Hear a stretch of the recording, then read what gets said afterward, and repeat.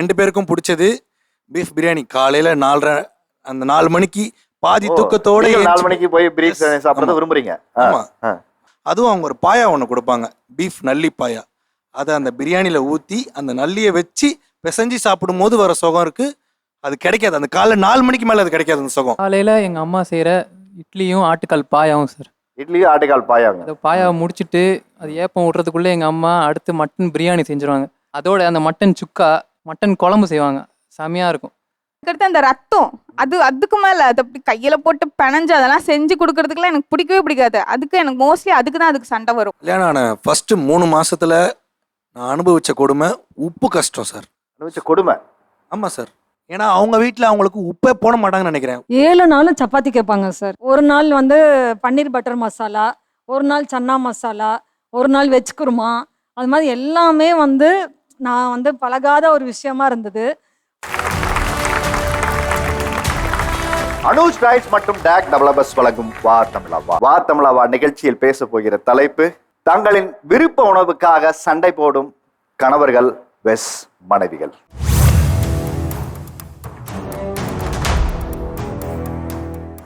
ஞாயிற்றுக்கிழமை அப்படின்னா உங்க ஞாபகத்துக்கு வரக்கூடிய உணவு என்ன? சண்டேனா வந்து மார்னிங் இட்லி, ஒரு சிக்கன் குழம்பு இல்லை மட்டன் குழம்பு இருக்கு. எனக்கு பழைய சோறு, கருவாடு. அப்பக்கிழங்கும் மீன் குழம்பும். எனக்கு மசால் தோசை பிடிக்கும் சார். உங்களுக்கு மசால் தோசை? ஆமா. ரசமும் சிக்கன் கிரேவி சார். ரசம் சிக்கன் கிரேவி. கண்ணமுன்னா அதான் சார். கண்ணமுன்னா அதான். உங்களுக்கு கண்ணமுன்னா உங்களுக்கு என்ன உணவு ஞாபகத்துக்கு? பழைய சோறு, கேப்பக்கூழ். சிக்கன் பிரியாணி சார், நல்லா சூடாக இருக்கணும். சிக்கன் 65 நல்லா மேலே ஆனியன் பெப்பர் போட்டு இருக்கணும். பிளேட்டில் எடுத்து வைக்கும் போது அந்த சிக்கன் பிரியாணியில் லைட்டாக அப்படியே நெய் ஃபுல்லாக அப்படியே ஊற்றி சாப்பிட்டா அவ்வளோ ஒரு டேஸ்ட்டாக இருக்கும் சார், சொர்க்கம் சார். சிக்கன் பிரியாணியில் நெய் இருக்கும், ஆனால் எனக்கு பிடிச்சது வந்து மட்டன் குழம்பும் இட்லி தோசை காலையில் அதில் நெய்யே இருக்காது. காரஞ்சாரமா ப்ரான் தொக்கு, நல்லா அவிச்ச முட்டை, அதில் லைட்டாக குழம்பு ஊற்றி சாப்பிட்டா செம்மையாக இருக்கும் சார். எனக்கு வந்து தோசையும் தேங்காய் பாலும் சார். தோசை, மட்டன் குழம்பு, ரைத்தா, பிரெட் அல்வா சார். இதெல்லாம் வீட்டில் கிடைக்குமா உங்களுக்கு? வெளியில தான் சார். ஆர்டர் கொடுக்கும் போதே தெரியுது மனக்கவலை. 2 பேருக்கும் பிடிச்சது பீஃப் பிரியாணி. காலையில 4:30 அந்த 4 மணிக்கு பாதி தூக்கத்தோட 4 மணிக்கு போய் பீஃப் சாப்பிடுறது விரும்புறீங்க? ஆமா. அதுவும் அவங்க ஒரு பாயா ஒன்று கொடுப்பாங்க, பீஃப் நல்லி பாயா. அதை அந்த பிரியாணியில் ஊற்றி அந்த நல்லியை வச்சு பிசைஞ்சு சாப்பிடும் போது வர சுகம் இருக்கு. அது கிடைக்காது, அந்த காலைல 4 மணிக்கு மேலே அது கிடைக்காது அந்த சுகம். சார் எனக்கு வந்து மட்டன் பிரியாணி சார். காலையில மட்டன் பிரியாணி, மதியம், நைட்டு, அடுத்த நாள் இருந்தாலும் பரவாயில்ல. ஃப்ரிட்ஜில் வச்சு எத்தனை நாள் சூடு பண்ணி கொடுத்தாலுமே அவர் சாப்பிட்டு வருங்க சார். ஒரு மட்டன் பிரியாணி பைத்தியம் சார் அவரு. அட்டை செச்சா எவ்வளோ சாப்பிடுவார் அவரு? 1 kg கொடுத்தா கூட ஒரு நாள் ஃபுல்லாக உட்காந்து 5 நிமிஷத்தில் சாப்பிட முடிப்பாருக்கும். ஆனால் மொத்தமாக போடக்கூடாது பிளேட்டில், கொஞ்சம் கொஞ்சமாக ஒரு கரண்டியா ஒளிச்சு வச்சு போடணும். அவர் காலி பண்ண நம்ம உட்காந்து பக்கத்தில் போட்டுட்டே இருக்கணும். அப்போனா சூப்பராக சாப்பிடுவாரு. சங்கீத ஸ்வரங்கள் அதேதான் சார். கணக்கா அப்படி போட்டுக்கிட்டே இருந்தோம்னா அவர் பாட்டு சாப்பிட்டு விடிய காலையில முடிச்சிருவாரு. ஆமா சார். காலையில் எங்கள் அம்மா செய்கிற இட்லியும் ஆட்டுக்கால் பாயாவும் சார். இட்லியும் ஆட்டுக்கால் பாயாங்க. அந்த பாயாவை முடிச்சுட்டு அது ஏப்பம் விட்றதுக்குள்ளே எங்கள் அம்மா அடுத்து மட்டன் பிரியாணி செஞ்சுருவாங்க. அதோட அந்த மட்டன் சுக்கா, மட்டன் குழம்பு செய்வாங்க, செமையாக இருக்கும். எல்லாத்தையும் வாழை இலையில் சூடாக அதை போட்டோடனே அந்த இலை இலகும். அதில் மட்டன் பிரியாணி கொட்டிட்டு மட்டன் சுக்கா அந்த குழம்புல வெறும் சால்னா மட்டும் எடுத்து கொஞ்சம் ஊற்றிட்டு ரைத்தா வச்சுட்டு எல்லாத்துலேயும் ஒரு வாய் எடுத்து அப்படி வைக்கும் போது அது ஞாயிற்றுக்கிழமை அப்போ தான் சார் எனக்கு ஃபுல்ஃபில்லே ஆகும். அந்த ஃபுல்ஃபில்மெண்ட்டே அங்கே தான் கிடைக்கும். பிரேக் விடுங்கப்பா, நான் போய் ஆர்டர் பண்ணி சாப்பிட்டு வந்துடுறேன். இந்த பையன் சொல்றதை கேட்டா எனக்கே அடிவகத்துலேருந்து ஒரு ஃபீல் வருது. அது வைக்க எங்கள் அம்மா இன்னும் கொஞ்சம் கொண்டு வருவா வாங்க வந்துக்கிட்டே இருங்க. நான் போட்டு விட்டு அப்படி ஒரு தூக்கம் போட்டோன்னா சாயந்தரம் 5 மணி ஆகும். நைட்டுக்கு அதே குழம்பு வச்சு ஒரு முட்டை தோசை ஊற்றி அந்த முட்டை தோசைக்கு அதே குழம்புல முட்டையில் அடித்து கலக்கி ஊற்றி அதோட அந்த முட்டை தோசை பிச்சு தொட்டு சாப்பிடும் போது அவ்வளோதான் சார், ஞாயிற்றுக்கிழமை கம்ப்ளீட். எனக்கும் ஃபேவரெட்டு அவங்க அம்மா பண்ணுற அதே டிஷ் தான். எங்கள் வீட்டில் வாரத்துக்கு 4 நாள் நான்வெஜ் தான் இருக்கும். அவங்க பியூர் வெஜ்ஜாக சாப்பிட்டவங்க. அப்படி என் கூட சேர்ந்து கொஞ்சம் கொஞ்சமாக அவங்க பழகிட்டாங்க அதுக்கு. இப்போ அவங்க அம்மாவோட லஞ்சு சண்டேக்கு இல்லைன்னா எனக்கு ஃபுல்ஃபில் ஆக மாட்டேங்குது சார். ஓகே, மாமியார் சமையல் இல்லாமல் மருமகளுக்கு வரும் நிறைய மாட்டேங்குது. ஞாயிற்றுக்கிழமை காலையில் எப்போவுமே எல்லாரும் கொஞ்சம் லேசியாக அந்த நாள் வந்து ஸ்டார்ட் பண்ணுவாங்க. ஆனால் ஞாயிற்றுக்கிழமைன்னு வரும்போது எங்கள் சின்ராசை வந்து கையிலேயே பிடிக்க முடியாது. லா லா லா அந்த அந்த புல்லட் மட்டும்தான் சார் மிஸ்ஸிங். அவர் அந்த கறி வாங்க போகிற ஸ்டைலே வந்து வேறு மாதிரி இருக்கும். பையெல்லாம் எடுத்துட்டு இது இது வேணும். அது ஒரு வெரைட்டி இல்லை சார், நிறையா வெரைட்டி இருக்கும். நான் வந்து கல்யாணத்துக்கு முன்னாடி வீட்டில் வந்து குடல் குழம்பு செய்வாங்க சார் அம்மா. எனக்கு அந்த வாசமே பிடிக்காது. நீ வீடெல்லாம் க்ளீன் பண்ணி மாப் போடுற வரைக்கும் நான் மேல் வீட்டிலே இருக்கேன் அப்படின்னு சொல்லிட்டு நான் அந்த அளவுக்கு எனக்கு பிடிக்காது. அப்போ அம்மா சொல்லுவாங்க, நீ இந்த அளவுக்கு வந்து சுத்தம் பார்க்குறியா, உனக்கு வந்து எல்லாம் சாப்பிட்ற ஒருத்தன் தான் புருஷனாக வருவா பாரு அப்படின்னு சொல்லுவாங்க. அவங்க என்ன நேரத்தில் சொன்னாங்களோ தெரியல. இவர் வந்து நான் வெஜிடேரியனா, சிக்கன் மட்டன் அந்த நான் வெஜிடேரியன் கிடையாது, இவர் எல்லாமே சாப்பிடுவாரு. சாப்பிட்றதுக்காக மட்டும்தான் நான் வந்துட்டு ஒரு ஜீவராசி கொல்லுவேன்னு வச்சுக்கோங்களேன். ஒரு ஜீவராசி வந்துட்டு அழியுதுன்னா அது எனக்கு சாப்பிட்றதுக்காக மட்டும்தான் இருக்கும், மற்றபடி எந்த ஒரு துன்புறுத்தலுக்கும் நான் பண்ண மாட்டேன்.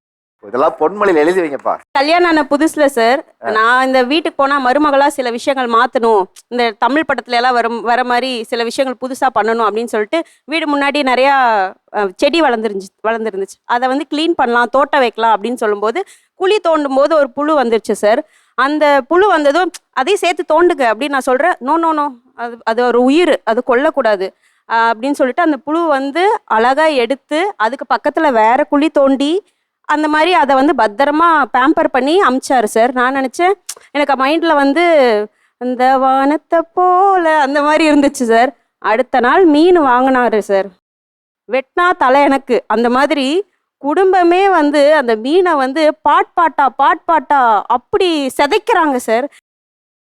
எனக்கு வந்து அதை பார்க்கும்போது இவ்வளோ கஷ்டப்பட்டு நம்ம ஒரு மீனை சாப்பிட்ணுமா, நான் சாப்பிட்றதே மீன் மட்டும்தான், அவ்வளோ கஷ்டப்பட்டு ஒரு மீனை சாப்பிட்ணுமா. அப்போ நான் கேட்டேன், நேற்று அந்த புழுக்கு வந்து அவ்வளோ பார்த்தீங்கன்னா, அப்போ இதே டைலாக் தான் சொன்னார், சாப்பிட்றதுக்காக ஒரு விஷயத்த வந்து கொல்றது வந்து ஏதோ தர்மம் அந்த மாதிரி ஏதோ சொன்னார். கொன்றால் பாவம் தின்றால் போச்சு, அவ்வளோதான், வேற எதுவும் இல்லை. ஏன்னா அந்த புழு அது நம்மளை, நான் ஒன்றும் அதை பண்ண போகிறதில்ல, அதுவும் என்னை ஒன்றும் பண்ண போகிறதில்ல, அதனால அதை ஓரமாக போட்டுட்டேன். அதை நம்ம சாப்பிட போகிறதில்ல, அதனால அதை அப்படியே விட்டுருவோம். அவங்க சொன்னாங்களே சார், மீன் பவானி சாகர் டேம்ல இருந்து ஒரு 5 கிலோ இருக்கும் சார், ஒரு கட்லா மீன் வந்து அங்கிருந்து கொண்டு வந்தாங்க. அதில் வெட்டின உடனே அம்மா என்ன சொன்னாங்க, ஓகே தலையை குழம்பு வச்சிடலான்னா, வெட்டினா தலை எனக்கு, அந்த கேப்ஷன் போட்டு என்னை இன்னி வரைக்கும் ட்ரோல் பண்ணிட்டு இருக்காங்க சார். தலை குழம்பு நல்லா இருக்கும் சார், மீன் தலை குழம்பு சூப்பராக இருக்கும் சார். சில பேர் தலை குழம்பு மட்டும் இல்லை, அந்த கண்ணை எடுத்து சாப்பிடுவாங்க. அவங்க அதை வந்து ஹெசிடேட் ஆவாங்க சார், ஐயோ கண்ணா அப்படின்னு. எனக்கு வந்து கண்ணு சூப்பராக இருக்கும்பா, நீ சாப்பிட்டு பாருன்னு. ஏன் வேண்டாம், எனக்கு வேண்டாம் அப்படின்றாங்க. அதே மாதிரி அதோட பாடி பார்ட்ஸை வந்துட்டு, இந்த அப்பர் பாடியை வந்துட்டு கியூபாக போட்டு சில்லி பண்ணால் சூப்பராக இருக்கும் சார். அதுக்கப்புறம் இந்த வால் சைடு வந்துட்டு அப்படியே ரோஸ்ட் பண்ணால் நல்லாயிருக்கும் சார். இந்த மாதிரி பார்ட்டாக சொன்னால், இவ்வளோ கொடுமைக்காரங்களா நீங்களா, இவ்வளோ கொடூரம் பண்ணுவீங்களா அப்படின்னு கேட்பாங்க சார். நான்வெஜ் சமைக்கிறது, காய்கறி கட் பண்ணுறது வேற, ஆனால் நான்வெஜ் ப்ராசஸ்ங்கிறதுன்னு வரும்போதே அந்த மீட்டை வந்து ஒவ்வொன்றையும் ஒவ்வொரு அழகாக நம்ம கட் பண்ணி ஒரு பீசஸ்ஸு, இப்போ கொத்துக்கறிக்கு ஒரு மாதிரி கட் பண்ணுவோம், அதே மாதிரி லெக் பீஸ் வந்து நம்ம ஒரு மாதிரி கட் பண்ணுவோம், அதே மாதிரி ஈரல், அதுக்கப்புறம் மூளை, அதுக்கப்புறம் பார்த்தீங்கன்னா மைக் வச்சிருக்கீங்க. ஆசையாக இருக்குது சார், சொல்லுங்க சார். ஆசையாக இருக்குது எனக்கே, காதில் அப்படியே தேடி வந்து பாயுது சார். அதுக்கப்புறம் நண்டு போன்லெஸ்ஸு, இப்படி ஒவ்வொன்றுக்கும் ஒரு ப்ராசஸ் இருக்குல்ல. அது மாதிரி ஒவ்வொரு உணவுக்காக நீங்கள் ஒரு டிஷ்ஷை கட் பண்ணும்போது எப்படி ஃபீல் பண்ணுறீங்க? கட்டு சேவல் வீட்டில் வளர்த்துவாங்க மாமா வீட்டில். நாங்கள் அக்கேஷனுக்கு போயிட்டோம்னா அடுத்த நாள் கோழி, அந்த சேவல் கூவாது சார். அன்னைக்கு காலையில் அது கூவாது. நீங்கள் ஊருக்கு போனால் எந்த சேவலும் கூவாது, ஒன்று மட்டும்தான். அப்போ வீட்டில் செல்ல பிராணிலாம் வளர்க்குறாங்களே, அதெல்லாம் பார்த்தா உங்களுக்கு எப்படி தோணுது? அதை நான் நல்லபடியாக பார்த்துக்குவேன் சார். நல்லபடியாக பார்த்துக்குவீங்க, உங்களை நம்பி கொடுக்க சொல்கிறீங்க. நல்லபடியா பார்த்து அறுத்து சாப்பிட்டுருவாரு சார். அது பிராணிகள் வேற சார், இது கோழி தானே சார், ஆடு கோழி அந்த மாதிரி தானே சார். நான் வந்து நாய் பூனையெல்லாம் நான் ட்ரீட்மெண்ட்டே பார்ப்பேன் சார். அதுக்கு ஏதாவதுனா பால் வைக்கிறதுல இருந்து உடம்பு சரியில்லாம் ஹாஸ்பிட்டல் கூட்டு போகிற வரைக்கும் நான் பார்ப்பேன் சார். அதெல்லாம் அந்த பாவமெல்லாம் நான் பண்ண மாட்டேன் சார். இப்படிப்பட்ட ஒரு இறக்கமான ஆளை நான் இது வரைக்கும் பார்த்ததே இல்லைங்க. சாப்பாட்டுனால அவங்க 2 பேருக்குள்ள என்ன மாதிரியான சண்டைகள்லாம் வந்திருக்கு? சண்டே வந்து நான்வெஜ் சமைக்கிறேன்னு சொல்லுவாங்க. நான்வெஜ்ல வந்து அந்த சுவரொட்டி தெரியுமா உங்களுக்கு? ஆமாமா. அது வந்து எனக்கு பிடிக்கவே பிடிக்காது, தொடவும் பிடிக்காது. நான் அதை வாங்கிட்டு வராதான்னு சொல்லுவேன், ஆனா அவர் அதை தான் வாங்கிட்டு வருவாரு. அதுக்கடுத்து அந்த ரத்தம், அதுக்கு மேல அதை அப்படி கையில போட்டு பிணைஞ்சு அதெல்லாம் செஞ்சு கொடுக்கறதுக்குலாம் எனக்கு பிடிக்கவே பிடிக்காது. அதுக்கு எனக்கு மோஸ்ட்லி அதுக்கு சண்டை வரும். கன்சீவ் வந்தாங்க சார், அதுக்காண்டி அங்கே போய் ஒரு சண்டை போட்டு வாங்கணும் சார். இந்த சோரொட்டிலாம் அதை வாங்க படுற பாடு நமக்கு தான் தெரியும். அதை வாங்கிட்டு வந்தால் அவங்க அதை திங்க மாட்டாங்க, அவ்வளோ மெட்டு பண்ணுவாங்க. இவங்களுக்காண்டி நம்ம பண்ணுறோம், ஆனால் அவங்க அதை தொடக்கூட மாட்டாங்க சார். உங்க 2 பேருக்கும் எந்தெந்த விஷயங்கள்ல சாப்பாட்டு விஷயங்கள்ல ஒத்து போக மாட்டேங்குது? இல்லை, காரக்குழம்பு பசங்களுக்கும் பிடிக்காது, எனக்கும் பிடிக்காது. ஆனால் அந்த காரக்குழம்பு அவளுக்கு ரொம்ப பிடிக்கும். உருளைக்கிழங்கு போட்டு முருங்கைக்காய் போட்டு வச்சா, அந்த கத்திரிக்காய் போட்டு வச்சா அவருக்கு ரொம்ப பிடிக்கும். நான் பசங்க அதை தொடவே மாட்டாங்க, நானும் தொட மாட்டேன். அந்த ஒரு நாள் அந்த குழம்ப கிராஸ் பண்ணுறதே ரொம்ப கொடுமையாக இருக்கும், பசங்களுக்கும் கொடுமையாக இருக்கும் ஆனால் வேறு வழி இல்லை. அவருக்கு அந்த குழம்பு பிடிக்கும்னால வச்சே ஆகணும். வாரத்தில் ஒரு நாள் கூட வைக்க மாட்டியே, சம்டைம் 2 வாரம் 3 வாரம் ஸ்கிப் பண்ணுருவேன். இந்த குழம்பு கண்ணில் பார்த்தே ரொம்ப நாள் ஆச்சு, அப்படி ஒரு குழம்பு இருக்கதே மறக்க வச்சிருவேன்ட்டு அதை ரொம்ப விரும்பி கேட்பாரா, நம்ம வேற வழியிலே வச்சே ஆகணுன்ற மாதிரி ஆயிடும். அப்புறம் கண்ணில் பார்க்கக்கூடாதுன்னு நினைக்கிறேன் சார். ஏன் தெரியுமா சார், அந்த குழம்பு கேட்டுருவேன், என்ன தவிர யாருமே தொட மாட்டாங்க. அந்த குழம்பு ஃப்ரிட்ஜ்லேயே இருக்கும், சூடு பண்ணணும், திருப்பி சாப்பிடணும்ட்டு 3 டைம் 3 நாளைக்கு அந்த குழம்பு சாப்பிட்டுட்டே இருக்கிறதுனால இதோட கார குழம்பே கேட்கக்கூடாதுன்ற மாதிரி ஆயிட்டேன் சார். நான் ரொம்ப பிடிச்ச குழம்பு இப்போ பிடிக்காமே போயிடுச்சு. எனக்கு கருவாடு குழம்புனா அவ்வளோ பிடிக்கும் சார். கருவாடு போட்டு அந்த பெலாக்கொட்டை இருக்குல்ல சார், அதை போட்டு வைப்பாங்க சார். எனக்கு மேரேஜ் ஆகி இப்போ 9 இயர்ஸ் முடிஞ்சு சார். எங்கள் அம்மா வீட்டில் அதை அடிக்கடி செய்வாங்க, நல்லா சாப்பிடுவோம் சார். இந்த 9 வருஷத்தில் ஒரு நாள் கூட நான் இங்கே செஞ்சதில்லை சார். நான் என்ன சொல்றேன், உங்களுக்கு கருவாடு குழம்பு பிடிக்குதா, நீங்க சாப்பிட்டுக்கோங்க, நான் வேண்டான்னு தடுக்கலையே உங்களை. நான் தான் எனக்கு பிடிக்கல, நான் சாப்பிடல, அவ்வளவுதான். அவருக்கு பிடிக்கல, அவர் சாப்பிடல சார். அதுக்கு பதிலா நான் இன்னொரு குழம்பு வைக்கணும்ல சார், அது எனக்கு இன்னும் தலைவலி தானே சார். இவர் பண்ற வேலை அந்த பையனும் சாப்பிட மாட்டேங்கிறான் சார் கருவாட்டு குழம்பு. கல்யாணத்துக்கு அப்புறம் எந்த மூமெண்ட் உங்களுக்கு ஒத்து போகலைன்னு தோணுச்சு உணவு சார்ந்த விஷயங்கள்ல? கல்யாணம் ஆன ஃபர்ஸ்ட் 3 மாசத்துல நான் அனுபவிச்ச கொடுமை உப்பு கஷ்டம் சார். அனுபவிச்ச கொடுமை? ஆமா சார். ஏன்னா அவங்க வீட்டில் அவங்களுக்கு உப்பே போட மாட்டாங்கன்னு நினைக்கிறேன். உப்பு இல்லாமல் சாப்பிட்டு வளர்ந்து எனக்கும் வந்து உப்பு இல்லாமையே போட்டு ஒரு மாதிரி சாப்பிட்றதே பிடிக்கல. உள்ளே போய் நான் ஹெல்ப் பண்ணும்போது எதனா டேஸ்ட் பண்ணும்போது ஏன் உப்பு போகலன்னு கேட்டால் கூட எங்கள் வீட்டில் நாங்கள் இவ்வளோ தான் உப்பு சாப்பிடுவோம், எங்கள் வீட்டில் நாங்கள் இவ்வளோ தான் காரம் சாப்பிடுவோம். ஏதோ ஒரு நான்வெஜ், ஒரு சில நான்வெஜ்லலாம் தாளிப்பு போட மாட்டாங்க. அதை தாளிப்பு போட்டு வச்சுட்டு இருக்கும்போது நான் என்ன ரசமானு கேட்கும்போது இல்லை இது கறி குழம்பு, இல்லை கறி பெரட்டல்னுவாங்க. இது எந்த ஊரில் கற்றுட்டு வந்தாங்கன்னு தெரில சார். ஆக்சுவலாக வந்து நான் வந்து இவனை லவ் பண்ணதே வந்து இவன் நல்லா சமைப்பான்றதுக்காக தான். இவனுக்கு நல்லா தெரிஞ்சதாலேயே எனக்கு என்ன ஆயிடுச்சு, ஆப் ஆயிடுச்சு. ஏன் நான் செய்யறதெல்லாம் இவன் குறை சொல்லிட்டே இருக்கான். அதுவும் இல்லாமல் அவங்க பாட்டி தான் அவங்கள வளர்த்தாங்க. ஸோ தனியாக இருந்து எல்லாமே குக் பண்ணி எல்லாமே அவங்களே மேனேஜபிளாக இருக்குது, பழகிடுச்சு. ஸோ கல்யாணத்துக்கு அப்புறம் நம்மளுக்கு அந்த வேலை இருக்காது அப்படின்னு ஒரு நம்பிக்கையில் கல்யாணமும் பண்ணிட்டேன். கல்யாணம் ஆனதுலேருந்து கிச்சன் பக்கம் வர்றதே இல்லை. அவனுக்கா தோணுச்சுன்னா வருவான், அதே மாதிரி நான் இருக்கும்போது அவன் வந்துட்டான்னா ஒரு பிரச்சனையை கூட்டிட்டு தான் வெளியவும் போகிறது. அதிகபட்சம் என்னோட வீட்டில் நான்வெஜ் சமைக்கிறதா இருந்தால் நான் தான் சமைப்பேன். நீங்கள் தான் சமைப்பீங்க? நான் தான் சமைப்பேன். அது அவங்க கையில் கழுவுறதுக்கு கஷ்டப்படுவேன், நீ வந்து கழுவு இப்படிலாம் சொல்லி தான் அந்த நாளே போகும். அப்படி நான் சமைக்கும் போது நான் கிச்சனை விட்டு வெளியே வர மாட்டேன். எனக்கு ஒரு விஷயத்த அங்கே பிடிச்சி நான் ரசித்து சமைக்கணும்னா எனக்கு அந்த விஷயத்தை விட்டு ஒரு நிமிஷம் கூட நவரக்கூடாது. உப்பு போடணும்னா கூட உப்பு போட்டுட்டு அங்கேயே நினைக்கணும், கை கழுவிட்டு மறுபடியும் மிளகாத்தூள் போடணும், அது கிண்டிக்கினே இருக்கணும், அது அங்கேயே நிற்கணும். நான் வேற எங்கேயும் போயிடக்கூடாது. எனக்கு அங்கே நின்று அதை பார்த்துக்கிட்டே இருந்து ரசித்து சமைக்கணும். எனக்கு அப்போ தான் அது பிடிக்குமே. செய்யறது ஒரே ஒரு டிஷ்ஷு தான், ஆனால் அதுக்கு 4 மணி நேரம் கிச்சன்லேயே இருப்பான்.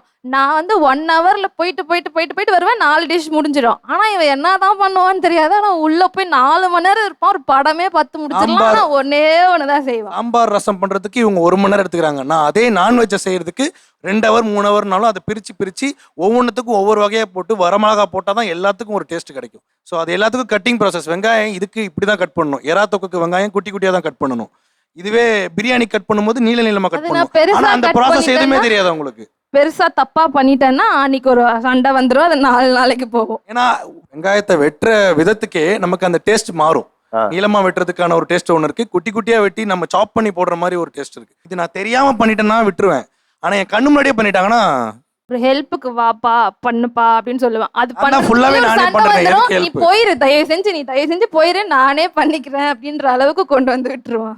திருமணத்துக்கு பிறகு சாப்பாடு விஷயங்கள் உங்களுக்கு ஒத்து போகலன்னு எப்போ தோணுச்சு? ஆக்சுவலாக கல்யாணத்துக்கு முன்னாடி வந்து நான் ரொம்ப ஹெல்த்தி கான்ஷியஸாக சாப்பிடுவேன், ஃப்ரூட்ஸு, ராகி, மில்லட்ஸு அந்த மாதிரி. ஆனால் அவங்க வந்து டோட்டல் ஆப்போசிட் சார். 7 நாளும் சப்பாத்தி கேட்பாங்க சார். ஒரு நாள் வந்து பன்னீர் பட்டர் மசாலா, ஒரு நாள் சன்னா மசாலா, ஒரு நாள் வெஜ் குருமா, அது மாதிரி எல்லாமே வந்து நான் வந்து பழகாத ஒரு விஷயமா இருந்தது. ஃபஸ்ட்டெல்லாம் நான் மேரேஜ் ஆன புதுசில் இல்லைப்பா உங்களுக்கு மட்டும் சப்பாத்தி போட்டுக்கிறேன் அப்படி சொல்லிட்டு ஒரு 6 சப்பாத்தி, அந்த 6 சப்பாத்திக்கு தனியாக ஒரு குருமா கேட்பாங்க. நான் என்ன பண்ணுவேன், பால் சாதம் ஊறுகாய் ஏதாவது வச்சு நான் சாப்பிட்டுக்குவேன். அப்புறம் நாளாக வருஷம் ஓட என்ன ஆயிடுச்சு, ஒரு ஆளுக்காக சப்பாத்தி செஞ்சு ஒரு குருமா செய்யறதுக்கு நானும் சேர்ந்தே சாப்பிட்டுக்கலான்னு சொல்லி இப்போ நானும் 7 நாளும் சப்பாத்தி தான் சார் சாப்பிட்றேன். ஆக்சுவலி கல்யாணத்துக்கு அப்புறம் பார்த்தோம்னா எனக்கு ரொம்ப பிடிச்சது காஃபி. அவங்கள ஃபஸ்ட்டு மீட் பண்ணதும் நான் காஃபி டேல தான் மீட் பண்ணேன். அப்புறம் தான் தெரியுது, காஃபி டே போய் மீட் பண்ணிட்டு கல்யாணத்துக்கு அப்புறம் தான் தெரியுது அவங்க காஃபியே லைக் பண்ண மாட்டாங்க சார். ஸோ கல்யாணத்துக்கு அப்புறம் பார்த்தீங்கன்னா ஆக்சுவலி ஒரு கனவு சார், ட்ரீம். காலையில் என் ஒய்ஃப் வந்து காலங்காத்தால ஃபில்டர் காஃபி போட்டு தரணும்னு. இது வரைக்கும் அது நடந்தது இல்லை. நான் சாக்ரிஃபைஸ் பண்ண ஐட்டம் பார்த்தீங்கன்னா டீ சார். ஆக்சுவலாக டீ தானேன்ற மாதிரி இருக்கும். ஆனால் நம்ம காலையில் எழுந்த உடனே முதல்ல குடித்து டீ காஃபி தான். நான் சின்ன வயசுலேயே பார்த்தீங்கன்னா காலைல டீ, அதுக்கு இந்த பட்டர் பிஸ்கட் மாதிரி சாப்பிடுவோம். நான் இந்த மேரேஜுக்கு ஆனதுக்கு அப்புறமா அதுக்கப்புறம் தனியாக வந்ததுக்கப்புறமா டீயை மிஸ் பண்ணிட்டேன் மொத்தமாக. டீயை வேணான்ட்டேன். ஆனால் அவங்களுக்கு என்ன காரணம் தெரியாது. என்ன காரணம்னா ஆக்சுவலாக டீக்காக நம்ம ஒரு கப் வச்சுருப்போமா, அந்த கப்பில் டெய்லி டீ வரும்போது பார்த்தீங்கன்னா ஒரு நாளைக்கு அப்படி இருக்கும், ஒரு நாளைக்கு இப்படி இருக்கும், ஒரு நாளைக்கு இப்படி இருக்கும். நெக்ஸ்ட் டே பார்த்தீங்கன்னா கப்பு ஒவ்வொரு கப்பாக இன்னொரு கப்பும் வந்துடும். என்னடான்னு பார்த்தா அந்த ஃபுட்டு ப்ரிப்பேர் பண்ணல தான் அந்த கான்ஷியஸ் பண்ணுவாங்களே தவிர டீயை விட்டுருவாங்க. அதனால என்ன ஆகும்னா ஒரு நாள் டீ தீஞ்சு போயிட்டு கம்மியாக இருக்கும், ஒரு நாள் பார்த்தீங்கன்னா சுகர் இருக்காது. அந்த மாதிரி டிஃப்ரெண்ட் அளவுலாம் வந்ததுனால டீயை நான் விட்டுட்டேன். ஸ்ட்ரைட்டாக இப்போ காஃபிக்கு போயிட்டேன் சார். பால் சூட் பண்ணி வச்சாங்கன்னா தேவையான சர்க்கரையை போட்டு காஃபி குடிச்சிடுறது. அதாவது இப்போ சொல்லுங்க, புகுந்த வீட்டோட எந்த சாப்பாட்டு பழக்க வழக்கத்தை உங்களால ஏத்துக்க முடியல? நாங்க பியூர் வெஜ், அவர் நான்வெஜ். லஞ்சுக்கு ஒரு வகையில் நாங்க காமன் கிரவுண்ட் வந்துட்டோம். நான் நான்வெஜ்லாம் சாப்பிட ஆரம்பிச்சிட்டேன். ஆனா இப்ப டிஃபன்னா அவங்க வீட்டுல இட்லி தோசை அது மட்டும் தான். எங்க வீட்டுல நான் தெலுங்கு வேற, ஸோ எங்களுக்கு இட்லிலே 4 வகை இட்லி இருக்கும், தோசையில 4 வகை தோசை இருக்கும், உப்புமாவும் எனக்கு ரொம்ப பிடிக்கும். ஆனா அவருக்கு இது எதுவுமே 4 வகை இட்லி 4 வகை தோசை சொல்லுங்க. பம்கின் தோசை பண்ணுவாங்க, தக்காளி தோசை பண்ணுவாங்க, ரவா இட்லி, சேமியா இட்லி பண்ணுவாங்க, கோதுமை ரவை இட்லி, அதுக்கப்புறம் காஞ்சிபுரம் இட்லி. ஸோ இவ்வளோ வெரைட்டி இருக்கும். உப்புமாலேயே இப்போ டக்குன்னு வெரைட்டி நான் வரல, பட் நிறைய வெரைட்டி பண்ணுவாங்க. தமிழ் வீட்டில் வெறும் வெள்ளை கலர் இட்லி வெள்ளை கலர் தோசையை சாப்பிட்டு வளர்ந்தவன் தான். அது பிடிக்கும். ஓரளவு அவங்க தக்காளி தோசை ஒன்று பண்ணுவாங்க மாமியார், அது நல்லா இருக்கும். ஓகேவா? அதை தவிர்த்து அதில் எனக்கு ஈடுபாடு வரல. எனக்கு எங்கே டிசப்பாயின்மெண்ட்னா, நீங்களாம் கல்யாணத்தில் அப்போ டிசப்பாயின்மெண்ட், எனக்கு காதல் பண்ணுமே டிசப்பாயின்மெண்ட் தான். ஏன்னா பியூர் வெஜ் எனக்கு தெரிஞ்சு தான் அந்த டிசப்பாயின்மெண்ட்டை நான் ஏற்றுக்கிட்டேன் ஃபுட்டில். ஓகே, அவங்க இப்படி தான் இருப்பாங்க. இப்போ வரையும் அவங்க சமைக்க மாட்டாங்க எதுவுமே, நானாக தான் எடுத்து எல்லாமே சமைப்பேன். எனக்கு இப்போ என்னன்னா, பிரியாணி நாளைக்கு பண்ண போகிறேன்னா அவங்க கணக்கு வச்சிருப்பாங்க. முந்தானத்து பிரியாணி சாப்பிட்டான், நீ ஹெல்த்தி கான்ஷியஸாக இப்போ சாப்பிடாதுன்னு சொல்லிட்டு அவங்க நீங்கள் நான் சமைக்க போகிறேன், நான் இன்னைக்கு சமைக்காத, இன்னைக்கு வேணாம் பிரியாணி வேணாம் உனக்கு, நீ வெஜ்ஜில் பண்ணுவாங்க. எனக்கு நானே சமைச்சு சாப்பிட்ற பிரியாணிக்கே எனக்கு டிசப்பாயின்மெண்ட் தான். அன்னைக்கு இன்னைக்கு சமைக்க போகிறேன்னு நினச்சி போவேன் பிரியாணி சாப்பிட்லான்னு, ஆனால் பண்ண முடியாது. சொல்லுங்க, உணவை பொறுத்து புகுந்த வீட்டில் என்ன ஏமாற்றங்களை நீங்க சந்திச்சீங்க? புளி போட்டு கொஞ்சம் குழம்பு வச்சுருப்பாங்க அவங்க அம்மாலாம். எனக்கு புளி அதிகமாக யூஸ் பண்ண மாட்டோம். ஸோ அந்த மாதிரி இருக்கும்போது கொஞ்சம் அந்த புளி போட்டு செய்கிறது உடம்புக்கும் நல்லதில்லை. நான் என்ன பண்ணுவேன்னா, புளிக்கு பதில் அந்த நெல்லிக்காய் கருவேப்பிலை எதனா கொஞ்சம் அரைச்சி போட்டு ஹெல்த்தியாக கொஞ்சம் செய்வேன். அது கொஞ்சம் ஹெல்த்தியான, அதை தனியாக சாப்பிட்டுக்கலாம், ஜூஸ் மாதிரி எதனா பண்ணி கூட சாப்பிட்டுக்கலாம். இதில் குழம்புலலாம் போடக்கூடாதுன்னு வர, ஆனால் புளிக்கு பதில் அது ரொம்ப நல்லா இருக்குங்க சார். புகுந்த வீட்டோட எந்த உணவு பழக்க வழக்கத்தை நீங்க ஏத்துக்கலாம்? கிச்சனில் வெந்து வேக்காடாகி அப்பாடா அப்படின்னு சாப்பிட உட்காந்துட்டு ஃபேனை போட்டோன்னா ஆஃப் பண்ணிடுவாங்க சார். சூடு ஆறிரும் அப்படின்னு சொல்லிட்டு நம்ம அந்த வேர்வை ஒழுக சாப்பிடணும். அதுவும் சீக்கிரமாகவும் சாப்பிட மாட்டாங்க. ருசிச்சு மெதுவாக சாப்பிட்றதுக்குள்ளே அது விடிஞ்சிரும் சார். அந்த கருப்பு கவுனி தெரியுங்களா உங்களுக்கு? அதில் கஞ்சி செஞ்சு வைப்பேன். அந்த கஞ்சி கருப்பாக தான் இருக்கும், ஆனால் அது உடம்புக்கு அவ்வளோ நல்லது. அதை எடுத்துகிட்டு போய் இப்படி கொடுத்தாலே நான் ஏதோ சாக்கடையை எடுத்துகிட்டு போய் மொண்டு கொடுக்குற மாதிரி மூஞ்ச வச்சுட்டு என்னது இது அப்படின்னு சொல்லி பார்ப்பாங்க. நாங்கள் வெஜிடபிள் நிறைய சாப்பிடுவேன் சார் நான். ஆனால் இவங்களுக்கு சுத்தமாக வெஜிடபிளே பிடிக்காது. கேரட் பீட்ரூட்னா அவ்வளோ நல்லது சார், ஆனால் அதெல்லாம் பார்த்தாலே ஏதோ நான் விஷத்தை தான் எடுத்துகிட்டு வச்சிருக்க மாதிரி அப்படி ஒரு இது. கேரட் பீட்ரூட் என்னங்க உங்களுக்கு பிரச்சனை? வெஜிடபிள்ஸே அந்த அளவுக்கு பிடிக்காது சார். நான் நான்வெஜ் நல்லா சாப்பிடுவேன் சார். சரிங்களா? லாஸ்ட் வீக் பார்த்தீங்கன்னா போட்டி செஞ்சாங்க வீட்டில். அது எனக்கு பிடிக்காது. நான் கேட்டேன், எனக்கு வேறு ஏதாவது செஞ்சு கொடுங்கன்னு கேட்டேன். ஆனால் இல்லை இது இருக்குது சாப்பிடுங்க அப்படின்னு சொன்னாங்க. நான் இல்லை சரி ஓகே, நான் போயிட்டு போன்லெஸ் சிக்கன் வாங்கிட்டு நான் தனியாக செஞ்சு நான் சாப்பிட ஆரம்பிச்சேன். ஒரு வாய் எடுத்து சாப்பிட்டுட்டு நல்லாவே இல்லை இது அப்படின்றாங்க சார். சிக்கன் வேகாம எப்படி சார் சாப்பிட முடியும்? இதே அந்த மட்டன்ல போட்டி குழம்புலாம் சாப்பிட்டுப்பா அப்படின்னா அதெல்லாம் வேணாம். சுத்தமா அன்னைக்கு சாப்பிடல சார் அந்த போட்டி குழம்பு.